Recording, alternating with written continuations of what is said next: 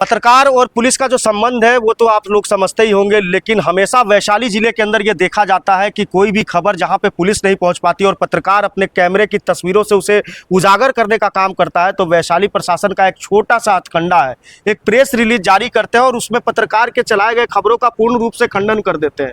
चलिए, प्रशासनिक अधिकारी अपनी जगह पर सही होंगे, लेकिन अगर वही खंडन की हुई खबर के ऊपर कार्रवाई हो जाए और कार्रवाई के अंदर कोई थाना अधिकारी सस्पेंड हो जाए, तो कहीं ना कहीं सवाल तो वैशाली प्रशासन की भूमिका पर भी उठेगी कि आखिरकार जिस खबर के लिए थाना अधिकारी को सस्पेंड किया गया, उसी खबर का खंडन आपने कुछ दिन पहले किया था।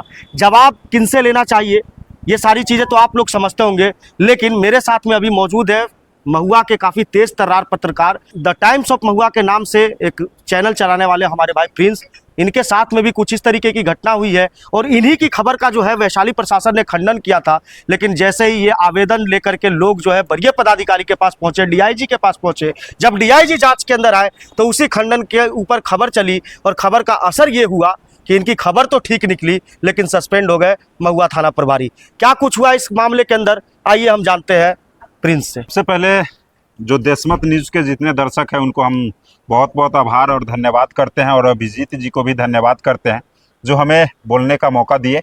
सबसे बड़ा सवाल होता है जो नगर परिषद में एक शादी चल रहा था, शादी कार्यक्रम हो रही थी, इसी बीच में किसी गुप्त सूचना मिलती है महुआ थाने को, और जो सर वहाँ पर अपहरण करके शादी किया जा रहा है, और अपहरण करके शादी हो रही थी। तो इसी दरमियान डायल 112 की पुलिस पहुंचती है। तो पुलिस के जब ग्रामीण के लोग तो सवाल करना शुरू कर दिए, उसके बाद जो स्थानीय ठीक नगर परिषद के जो अध्यक्ष हैं, उनका घर ठीक 2 से 3 घर बाद में घर पड़ता है, वह सूचना पर पहुंचे और उसके बाद महुआ थाने की पुलिस पहुंचती है और जो महुआ नगर के अध्यक्ष है उनको गिरफ्तार कर थाने ले आती है। और मतलब सभापति कोई चेयरमैन को, महुआ नगर परिषद के चेयरमैन को गिरफ्तार कर लेती है? चेयरमैन को गिरफ्तार कर लिया जाता है महुआ थाना अध्यक्ष के द्वारा।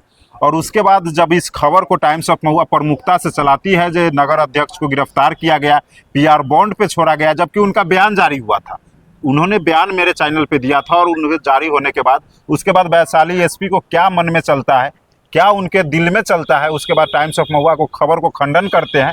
और उसके बाद तिरहुत रेंज के आईजी जो है उनके द्वारा जांच का आदेश डीएसपी रैंक को दिया जाता है। डीएसपी रैंक के अधिकारी पहुंचते हैं महुआ थाने कैंपस में, सीसीटीवी जांच करते हैं। जो सीसीटीवी जांच करते हैं तो देखते हैं सीसीटीवी में साफ तौर पे देखा जा सकता है जो नगर अध्यक्ष है वह लुंगी के और गंजी के अवस्था में थाने पर गिरफ्तारी हुए थे।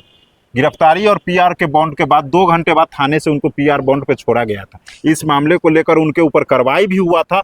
और उसके बाद सबसे बड़ा सवाल खड़ा होता है जो आखिर वैशाली एसपी जो थे तत्काल, अभी है भी, जो उनको जांच करने की ज़रूरत है। किसी खबर को खंडन करने से पहले उनको सोचना चाहिए जो आखिर खबर चल क्या रही है, हकीकत है क्या, इसको जांच करना चाहिए। तो बिना जांच के डायरेक्ट अपने थानेदार के गुड फेवर में, उनको बचाने के फेवर में उनको बाइज्जत अति कर देते हैं और खबर खंडन करते हैं। सबसे बड़ा सवाल यह खड़ा होता है वैशाली एसपी पर, जो सूचना देने वाले व्यक्ति को कभी भी गुप्त रखा जाता है, उस व्यक्ति का नाम जारी कर दिया जाता है। अगर उस व्यक्ति को कल होकर अगर हत्या हो जाए तो इसका वैशाली एसपी जिम्मेदारी लेंगे क्या?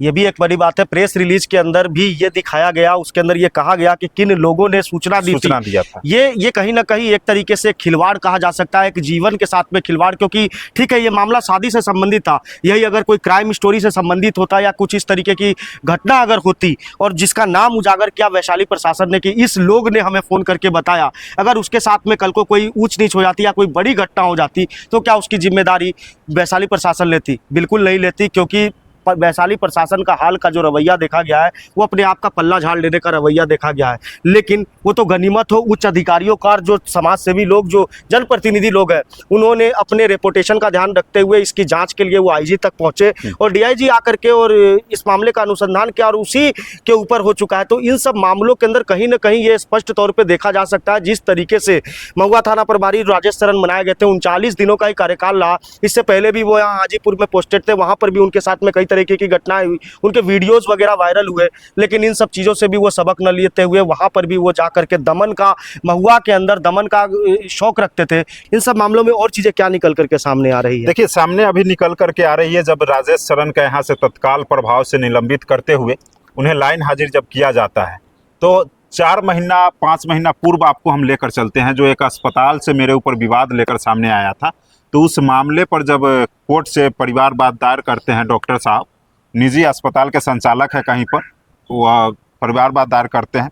तो उस प्राथमिकी को जब यहाँ से दायर होते हैं, कोर्ट थाने पहुँचती है, तो उस आवेदन को ना तो वह जांच करते हैं और ना ही किसी तरह की पुष्टि करवाते हैं किसी पदाधिकारी को, और द्वेषता और गुस्से के कारण हम लोगों के ऊपर प्राथमिकी दर्ज कर वहाँ से अपना झोरिया झंझट जो होते हैं वो बांध कर अपने घर से लाइन चले आते हैं। और देखिए किस तरह से यह दुर्भाग्य है, और इससे अहम जानकारी और लोगों को भी सोचने की ज़रूरत है और जानने की भी ज़रूरत है। इससे पूर्व में थाना अध्यक्ष सुभाष प्रसाद थे और डीएसपी सूरभ सुमन थी, जो कि उसी डॉक्टर के द्वारा आवेदन दिया गया था थाने में। तो उस आवेदन को जब जांच किया गया था तो उस आवेदन को बेबुनियाद बताया गया था। जो पत्रकार पर एलिगेशन लगाया जा रहा है, आरोप लगाया जा रहा है, बिल्कुल बेबुनियाद है। उस समय जो अभी प्राथमिकी मेरे ऊपर हुआ है, उस समय फिलहाल मैं यहाँ पर था भी नहीं। अभी दोबारा प्राथमिकी आप पे हुई है? मेरे ऊपर रंगदारी का प्राथमिकी दर्ज हुआ है। 5 लाख रुपए रंगदारी का प्राथमिकी राजेश शरण मेरे ऊपर कर करके गए हैं वहाँ से, जिसका प्राथमिकी कॉपी भी सोशल मीडिया पर काफी वायरल हो रही है। तो ये 4 महीने पहले एक घटना आई थी, हम लोगों के नज़र में आई थी। उस समय सुरभि सुमन थी शायद वहाँ की एसडीपीओ, उन्होंने इस बात का खंडन भी किया था कि पत्रकार के ऊपर जो एलिगेशन लगाया गया वो बिल्कुल निराधार है, कोई गलत है। लेकिन उसी केस को दोबारा राजेश शरण ने खोल दिया और परिवारवाद दायर करके और आपको फिर से दबाने की कोशिश कर रहा है। सोच रहा है जो लोकतंत्र की जो आवाज़ है, लोगों की जो आवाज़ बनकर आज प्रशासन के सवाल खड़े कर रहे हैं, प्रशासन जो प्रेस विज्ञप्ति जारी करती है उस पर सवाल प्रशासन पे खड़ी हो रही है। तो कहीं ना कहीं जो लोगों की आवाज़ है वह दबाने का प्रशासन बिहार में किया जा रहा है। नहीं, तो इसके अंदर एक चीज़ और है, मैं अपने दर्शकों से भी ये कहूँगा, जो एक पत्रकार होते हैं, प्रिंट मीडिया हो, इलेक्ट्रॉनिक मीडिया हो, या फिर हमारे जैसे यूट्यूबर या सोशल मीडिया के लोग, हम लोग ये कोशिश करते हैं कि तमाम वो लोग रहे जो आसानी से प्रशासनिक व्यवस्था के अंदर नहीं जा सकते हैं, उनकी आवाज़ कौन उठाएगा। तो हम लोग कोशिश करते हैं कि ज़मीन से उन लोगों के बातों को उठाए और उनको न्याय दिलाने की कोशिश करें। ये हमारा कर्तव्य और पत्रकारिता का एक मूलभूत सिद्धांत भी यही कहता है। और हम लोग पढ़े भी तो यही सिखाया गया था कि पत्रकार वास्तविक वो होता है जो सरकार और आम जनता के बीच में सामंजस्य को स्थापित करता है। गरीब गुरबे लोग जो न्यायिक व्यवस्था से काफ़ी दूर है, उनकी आवाज़ों को उठाने का काम करते हैं। लेकिन हमें एप्रिसिएशन की जगह सिर्फ मिलता है तो ये पुलिस हुकूमत का जो दबाव होता है वो मिलता है। और कहीं ना कहीं प्रिंस के साथ में भी ऐसा देखने को मिला, लेकिन ऊपर वाले के घर में देर होती है, अंधेर नहीं होती है। 4 महीने वाले पुराने वाले मामले के अंदर, जिसके अंदर महुआ एसडीपीओ क्लीन चिट दे करके जाती है, उसी मामले को दोबारा ला करके इनको परेशान करने की कोशिश की जा रही है। वैशाली एसपी उसी खबर को खंडन करते हैं जो ऐसा कोई मामला ही नहीं है, और फिर वही प्रेस विज्ञप्ति जारी करते हैं जो थानेदार जो है ऐसा मामला में संलिप्त पाए गए हैं, जनता के द्वारा जो शिकायत की गई है सत्य पाया गया और उन पर कार्रवाई हुई। तो इस तरह से वैशाली एसपी पर भी कार्रवाई होना चाहिए, क्योंकि उनको गुमराह किया गया, एक चैनल को बदनाम किया गया वैशाली एसपी के द्वारा।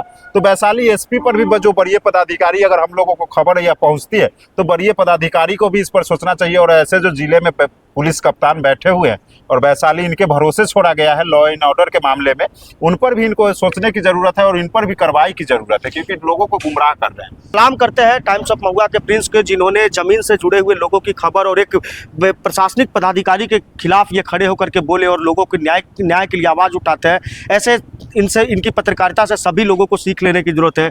देशमत न्यूज़ के लिए मैं अभिजीत शर्मा, मेरे साथ में मेरे साथी टाइम्स ऑफ महुआ से प्रिंस राज।